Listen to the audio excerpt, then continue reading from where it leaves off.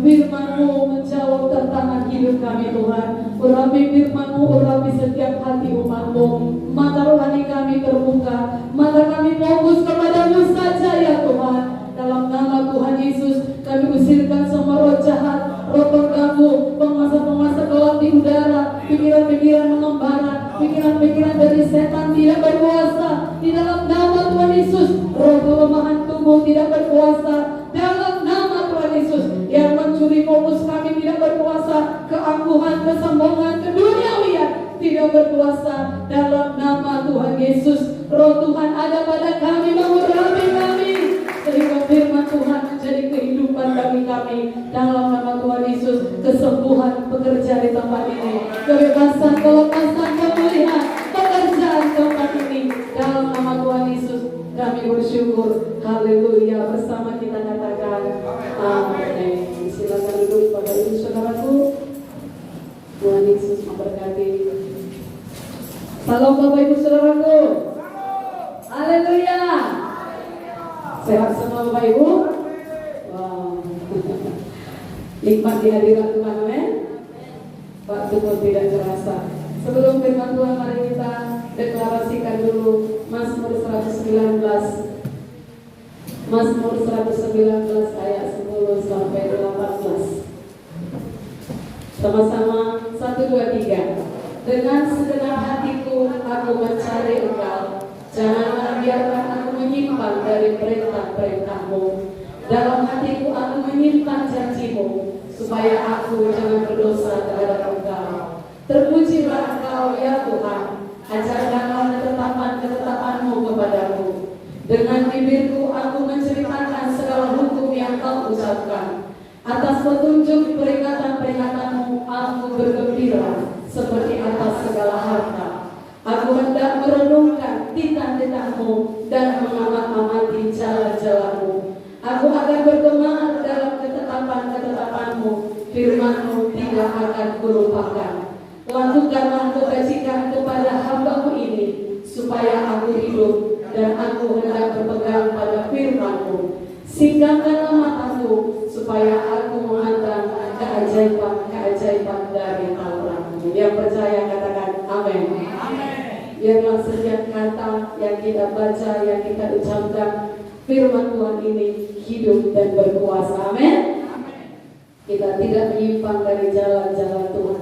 Firman Tuhan kepada kita hari ini, ketika dunia tidak dapat menolong, ada yang dapat menolong kita. Siapa namanya? Tuhan Yesus. Saudaraku, tidak bisa dipungkiri dalam kehidupan ini kita tidak luput dari masalah. Kita tidak luput dari rintangan.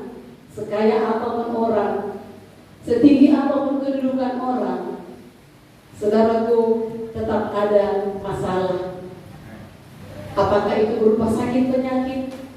Apakah itu masalah ekonomi? Apakah itu masalah rumah tangga? Apakah itu masalah anak?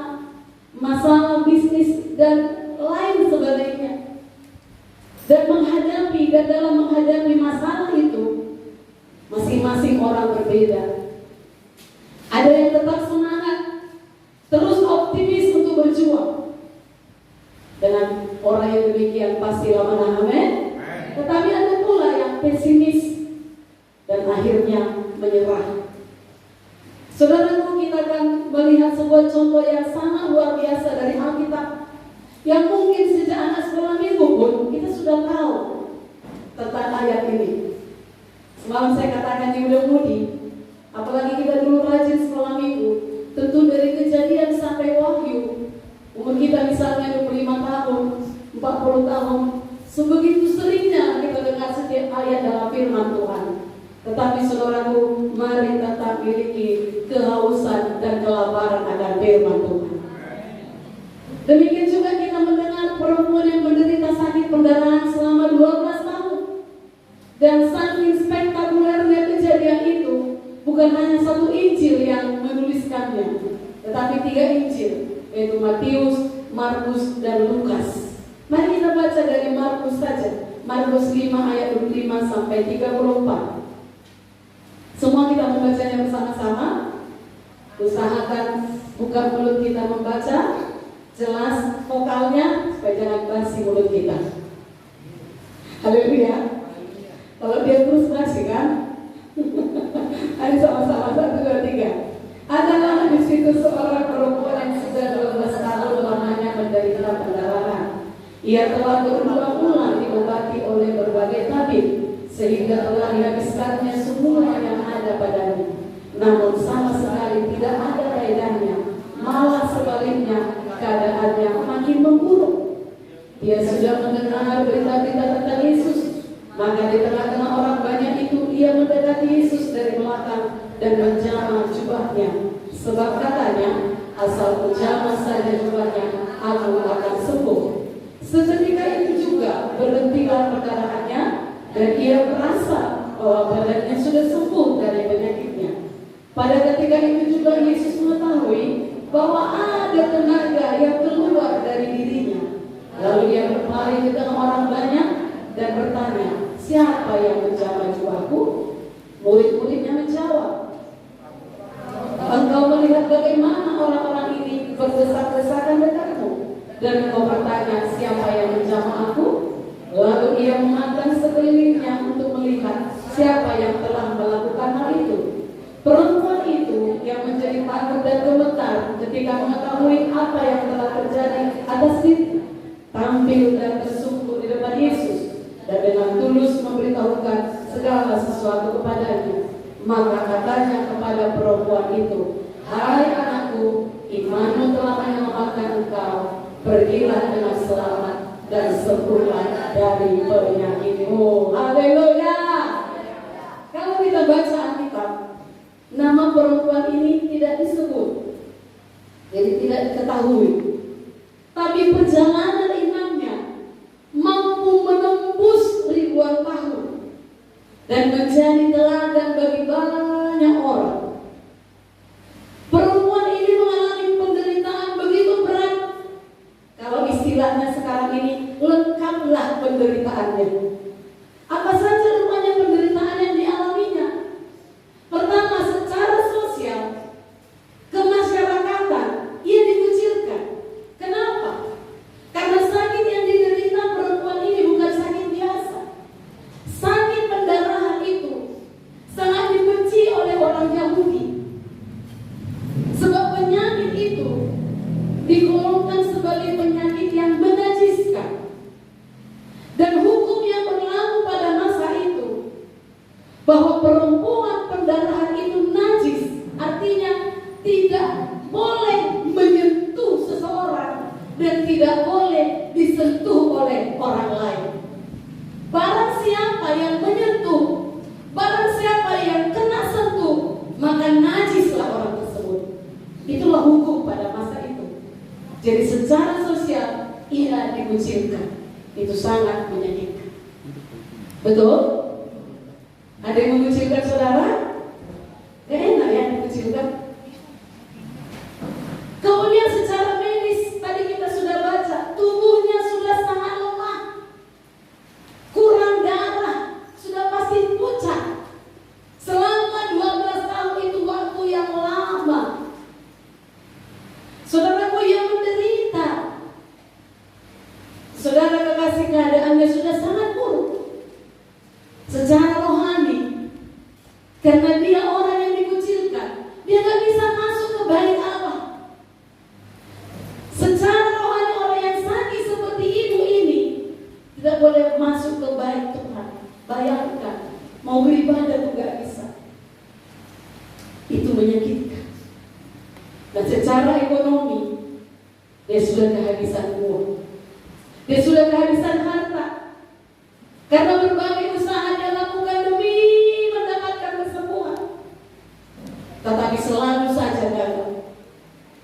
Bahkan sudah banyak kali biaya datang, tapi hasilnya nihil. Dikatakan tadi justru makin menderita, gak sembuh-sembuh. Saudaraku, semua harta ludes. Betapa sangat menderita perempuan itu. Dia sakit tapi tidak bisa ada yang dapat menguatkan karena najis. Nggak bisa orang dapat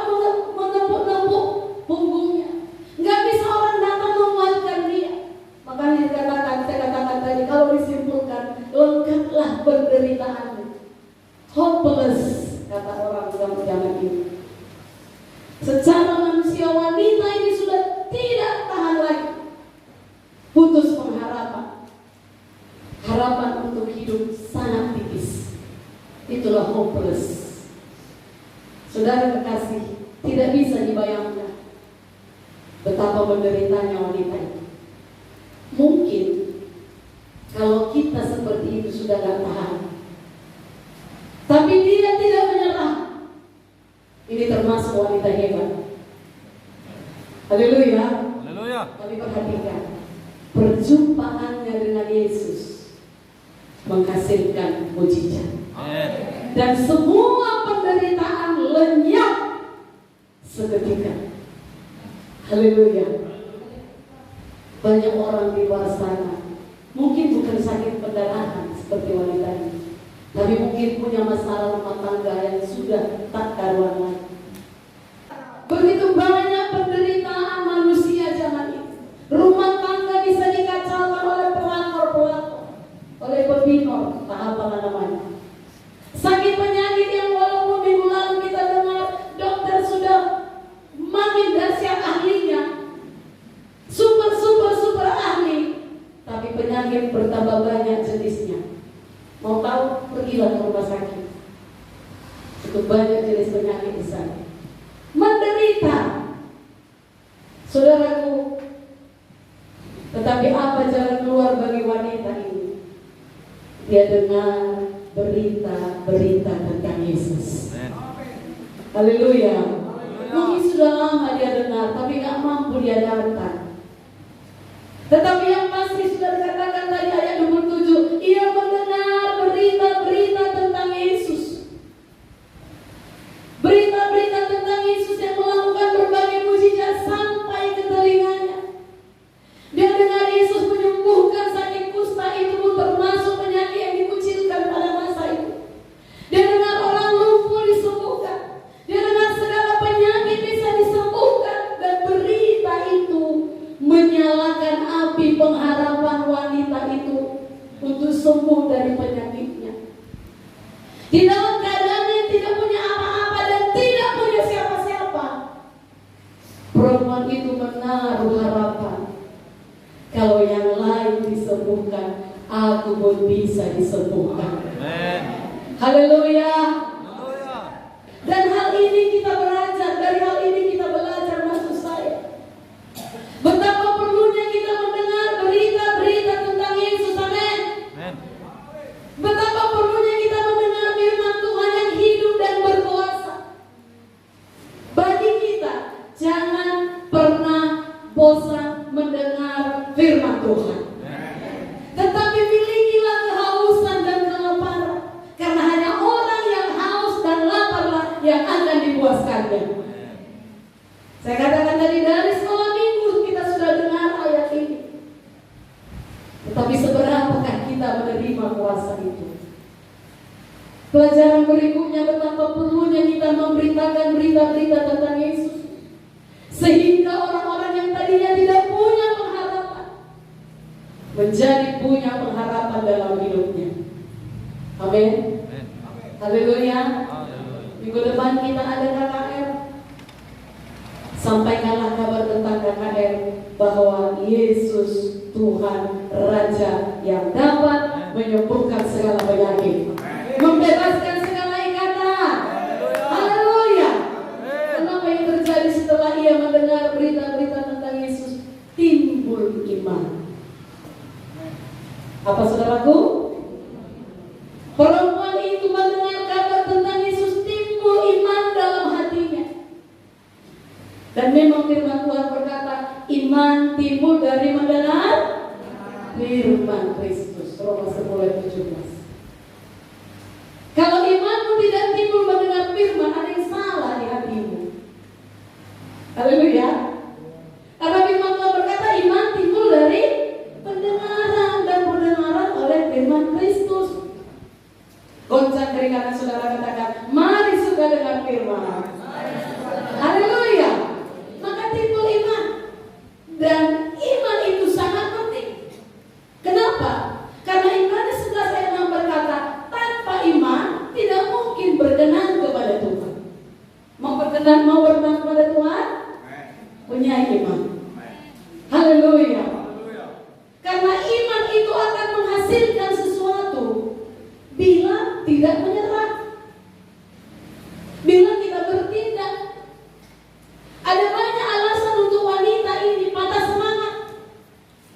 tidak punya iman lagi. Karena dikucilkan, karena nggak ada orang yang berani nyentuh, karena nggak ada orang yang berani datang menolong. Kapankah mujizat tidak terjadi lagi? Saat kita menyerah. Itu sebabnya jangan pernah menyerah. Haleluya. Iman kita menghasilkan sesuatu asal kita tidak menyerah. Dan betapa baiknya di tengah-tengah kehidupan yang sulit seperti itu, Tuhan Yesus datang. Tuhan Yesus yang Maha Penyembuh itu datang ke daerah wanita itu. Wow, tanpa menyia-nyiakan kesempatan. Perempuan itu datang pada Yesus dengan tertatih-tatih. Tapi apakah gampang untuk menembus Yesus? Tidak. Orang-orang berdesak-desakan. Orang-orang, saudaraku, berkerumun. Murid-murid pun menjaga di sekeliling Tuhan Yesus. Saudara kekasih, apalagi dia dianggap najis, pastilah banyak orang yang mengusirnya. Namun perempuan ini tidak putus asa. Dan akhirnya ia bisa menjamah jubah Tuhan Yesus. Itu pun dari belakang, sedikit saja. Kenapa? Karena selama didengarnya berita-berita itu, sudah timbul imannya. Dan dia berkata, asal ku jamah saja jubahnya, aku akan sembuh. Itu yang selalu ada dalam pikirannya. Setelah mendengar bahwa Tuhan Yesus ada di situ, di daerah itu, Sang Penyembuh itu, oh, dia bersegera. Saudaraku, iman tidak bisa hidup begitu saja. Haleluya. Iman akan tetap hidup apabila kita terus menghidupkannya dalam pikiran kita, dalam hati kita, dalam perkataan kita, dan dalam perbuatan kita. Amin. Itulah iman yang hidup. Dia tidak tunggu di kamarnya,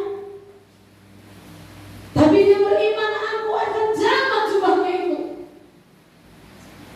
Saudaraku, karena memang dulu pada masanya imam-imam pun berjubah ya, itulah imannya ya.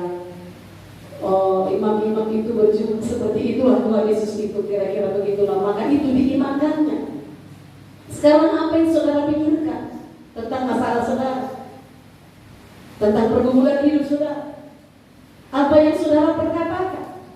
Apa yang saudara tindakan tentang penyakit saudara? Mari berani mengucapkan perkataan yang menghidupkan iman saudara. Kalau wanita ini berkata, asal ku jamah saja jubahnya, aku akan sembuh. Perkatakan sesuatu yang menghidupkan iman saudara.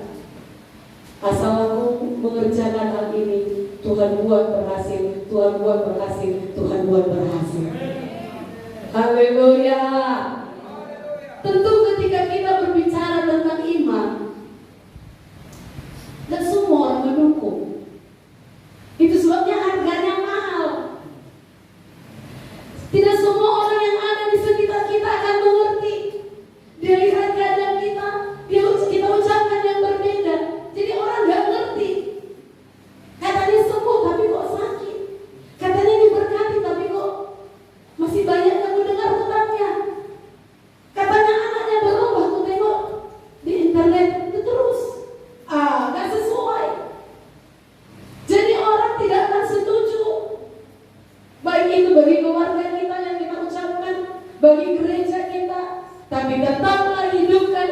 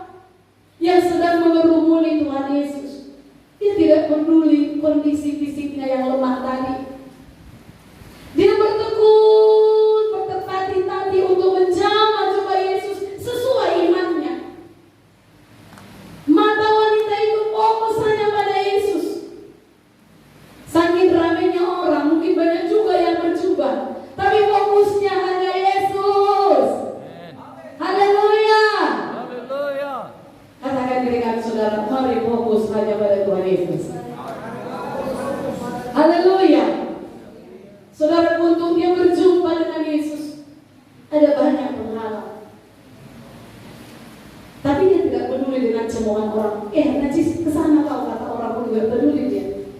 Gak peduli dia hinaan orang. Yang penting aku jamah jumpa Yesus.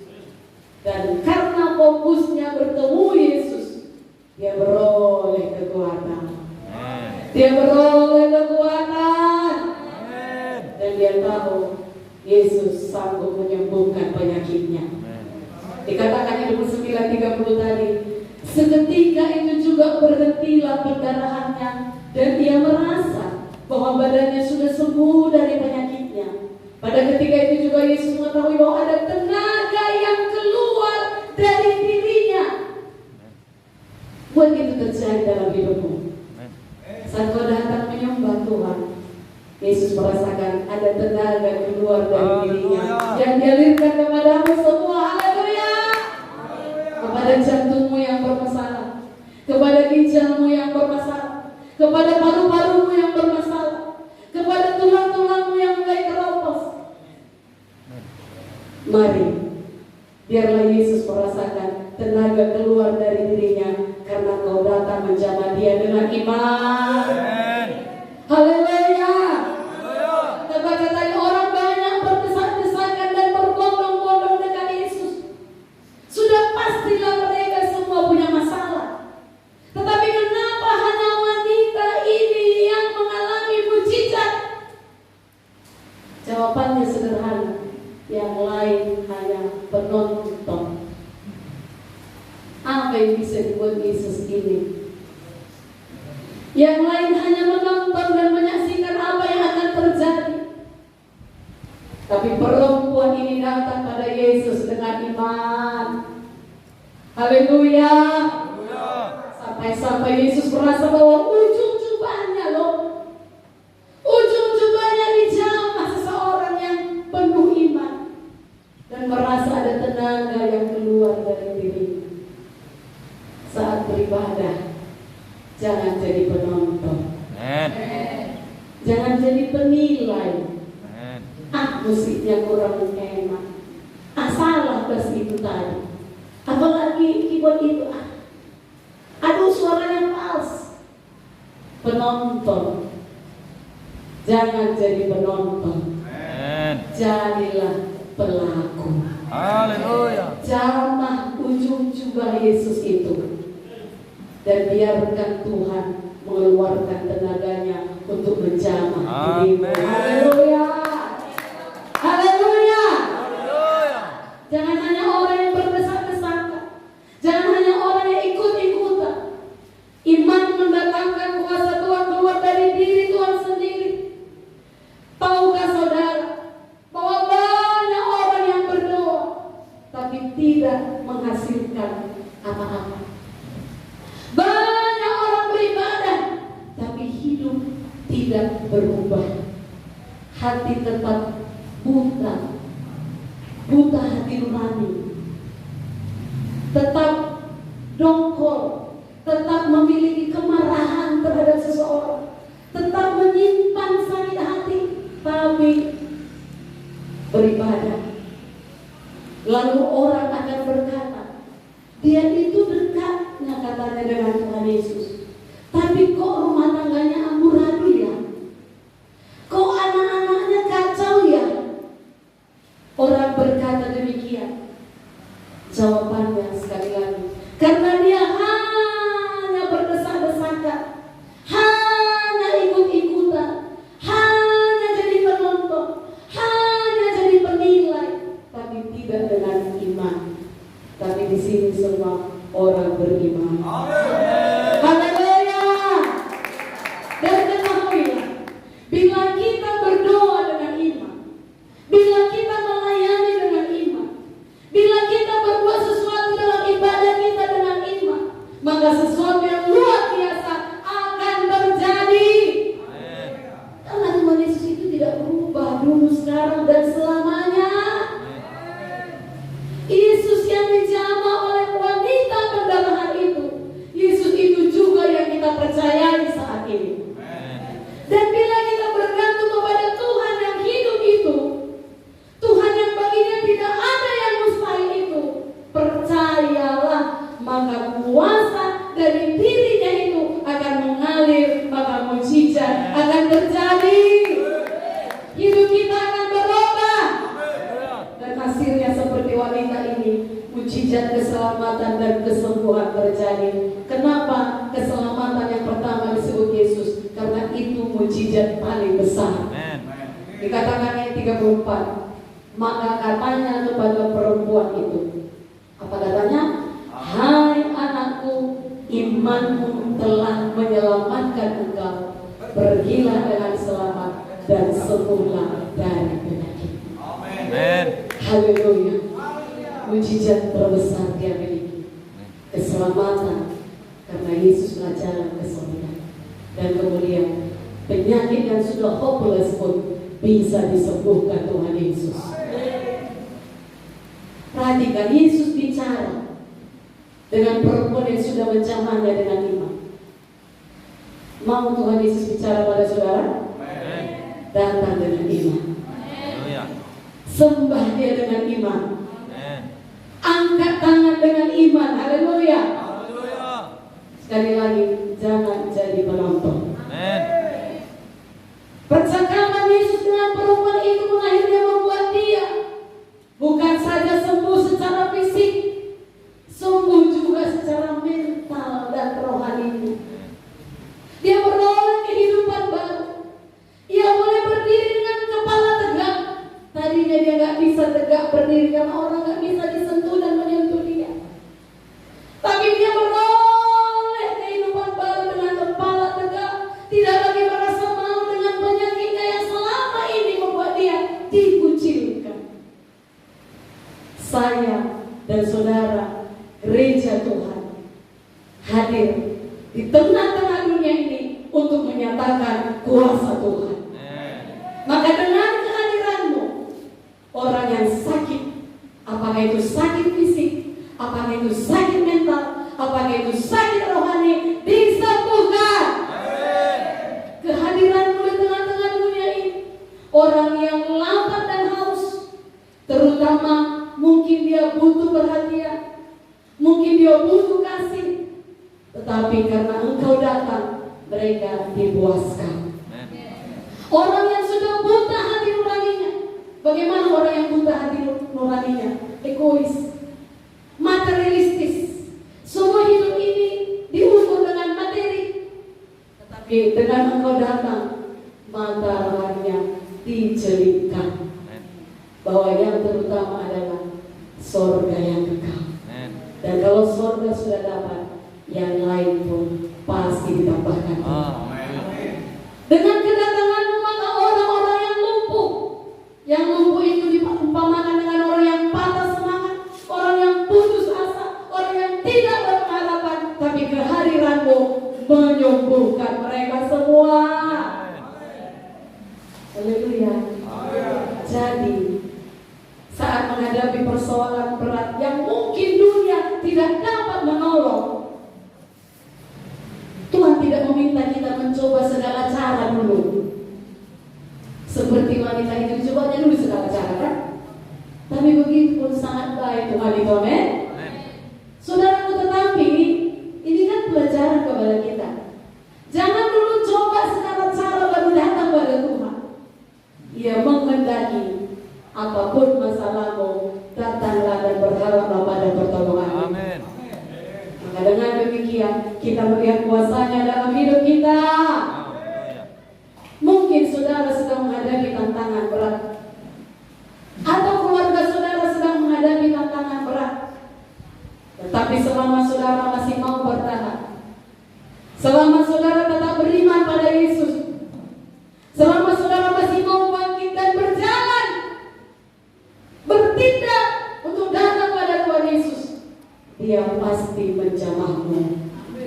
Dia pasti memberikan jalan keluar. Haleluya. Datanglah pada Tuhan Yesus dengan penuh iman, dan bawa orang lain datang untuk beriman pada Tuhan Yesus. Karena bila kita datang dengan iman, Dia berkenan dan Dia akan menolong. Dia akan menyembuhkan. Dia akan membebaskan. Dia akan memulihkan. Dia akan memberkati. Haleluya.